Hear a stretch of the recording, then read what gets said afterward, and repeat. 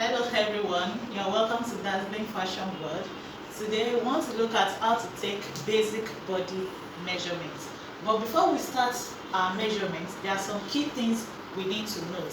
The first thing is to get your writing materials beside you in order for you to record each measurement as soon as it is being taken, so that you don't forget any part of the measurement taken before. Then the next thing is to take your measurement over a close-fitting garment. Ensure that the garment the person is wearing is not too loose, so that it won't add unnecessary allowances to your clothes. Now let's get started. The first thing is to take the back measurements. The back measurement is taken from one collarbone, this is the collarbone, extended to the other collarbone, like this. You place your tape measure on the first collarbone, then you extend it to the other collarbone, like this. This is how to take your back measurements.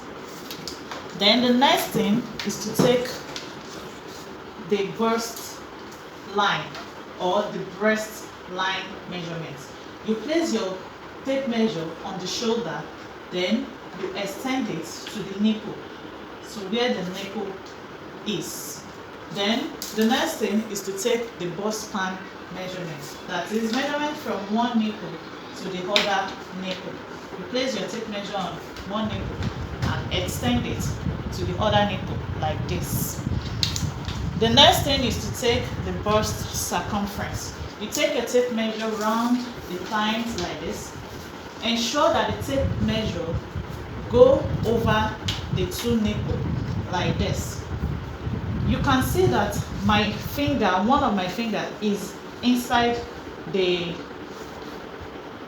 tape measure, like this. This is how to take the bust circumference. It goes round the client over the two nipples and place a finger inside the tape measure.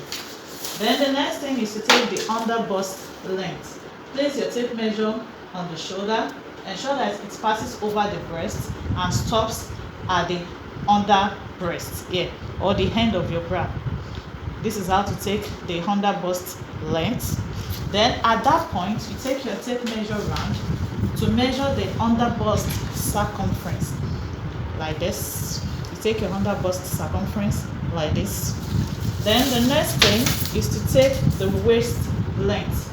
The waist length is usually like 2 to 3 inches after the underbust. You take it over the breast and stop here.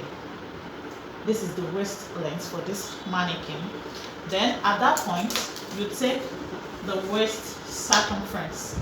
You take the waist circumference like this. Can you see it? So in addition to the waist measurement, in order to know your true waistline, simply tell your client to bend, just like in this picture.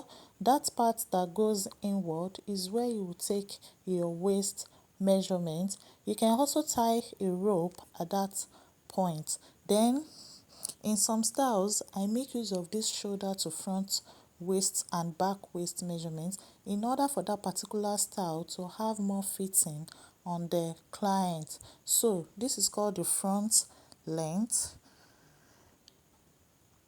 and this is called the back length measurement. Please subscribe to this channel so that whenever I post more tutorials, you will be the first to know. It is absolutely free.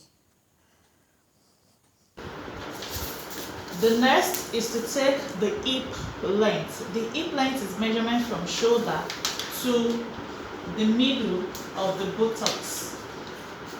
Place your tape measure on the shoulder. Ensure that it passes over the breast and you stop it at the middle of the buttocks. This is the middle of the buttocks of this mannequin.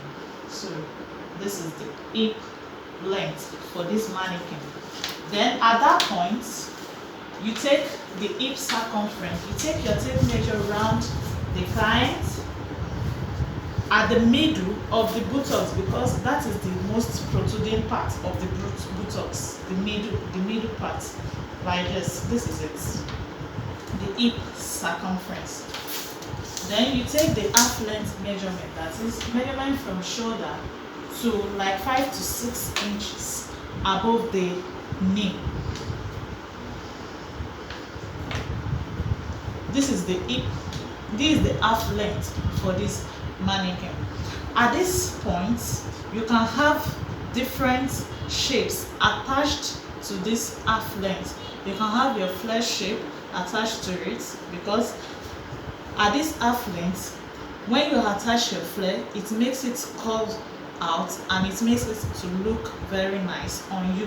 You can have your 6 pieces curved at that point where the half length stopped, your mermaid shape, and so on. Then the next thing is to take the full length. Place your tape measure on the shoulder, ensure it passes over the breast, and take it down to take the full length of the client, like this. So now let's move to taking of sleeve measurements. The sleeve measurement, we have different types of sleeve. We have a short sleeve, we have a 3/4 sleeve, and we have a long sleeve. It depends on whatever you want. Now for a short sleeve, you place your tape measure at the collarbone. There are different kinds of short sleeve. Yours, you might prefer it to get here, you might prefer it to get here, you might prefer it to get here. So anywhere you prefer it to get to your short sleeve, let's say it's stopping here, that's the sleeve length for this short sleeve. At that point, you take your round sleeve like this. You take your round sleeve like this. Now if it is a 3/4 sleeve, a 3/4 sleeve stops below the arm joint here. So you place your tape measure on the collarbone, then you extend it to below the arm joint like this. So at that point, you take your round sleeve. That's for a 3/4 sleeve. And if it is a long sleeve that you want, you place your tape measure on this place, then you extend it to your wrist like this. You record your measurement and take, that is the sleeve length. Then to take the round sleeve, you place it here. This is your round sleeve. That is for your long sleeve. Now let's move to skirt measurements. Now to take the waist circumference of a skirt, simply ask your client or your customer where she places her skirt, then you take your waist circumference for your skirt at that point. So let's say your client places her skirt here, that means you are taking the waist circumference of your skirt at that point. Then from that point, you measure the half length of the skirt. You simply place your tape measure where you measure the waist circumference. It's starting from that place, then to like 5 to 6 inches above the knee like this. Then you take your full length measurement of the skirt in this form. It's as simple as that.